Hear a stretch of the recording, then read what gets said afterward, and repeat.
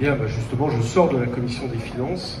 Je tenais à venir évidemment vous soutenir et puis également à vous dire ce que j'ai fait dès hier, parce que j'ai écrit au gouverneur de la Banque de France pour dire évidemment mon refus de ce projet qu'on pourrait appeler, alors il y avait le projet refondation, et là c'est le projet annulation, si j'ai bien compris, donc qui est quand même assez sidérant parce que quand il y a un an on nous a annoncé que ce projet permettait justement une modernisation dans le cadre de la nouvelle imprimerie, de la production fiduciaire assurée par la Banque de France, qui est la plus importante en France, mais aussi en Europe, on a tous poussé un ouf de soulagement. Alors à la fois pour les emplois, mais aussi à la fois pour la notion de souveraineté, quoi.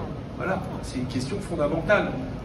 Et moi je dois avouer que je n'arrive toujours pas à comprendre comment on peut m'expliquer qu'un projet de 250 millions d'euros va être remis en question, si j'ai bien compris, pour 18 postes. Donc tout ça, ça paraît irrationnel. Alors on ne met pas en question un projet stratégique si vraiment on veut le mener à bien, si on pense qu'il est essentiel, indispensable, pour une négociation qui repose sur 18 postes. Alors quand je dis 18 postes, ne vous méprenez pas, je comprends bien l'importance des 18 postes, y compris d'ailleurs pour les personnes qui les occupent. Mais je veux dire, du côté, je dis ça du côté des sommes en présence et du côté de la Banque de France. Ça n'a pas de logique. Voilà, ça n'a pas de logique. Bon. Donc moi j'ai adressé hier un courrier au gouverneur pour demander que les discussions réouvrent et qu'elles réouvrent sur cette base-là et qu'on aille jusqu'au bout de ce projet, voilà, qui me semble absolument indispensable.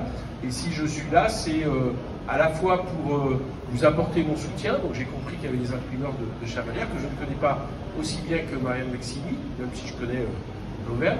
Mais c'est aussi pour dire que même pour l'intérêt de la Banque de France, c'est les deux, j'allais dire que c'est les deux nécessités, c'est les deux revendications.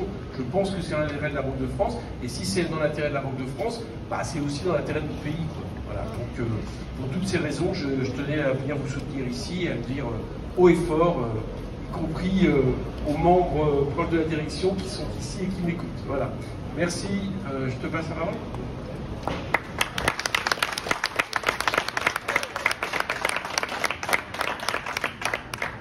Bonjour à toutes et tous. Je ne vais pas aller plus loin que ce que pu dire Éric Coquerel juste avant. Évidemment, moi aussi, je suis présente pour apporter mon soutien à tous les agents de la Banque de France, évidemment, mais plus particulièrement, je l'ai dit quand je suis arrivée, je suis députée du Puy-de-Dôme, donc tout à fait concernée par ce qui se passe, notamment à Chamalières et à Vic-le-Comte, du coup.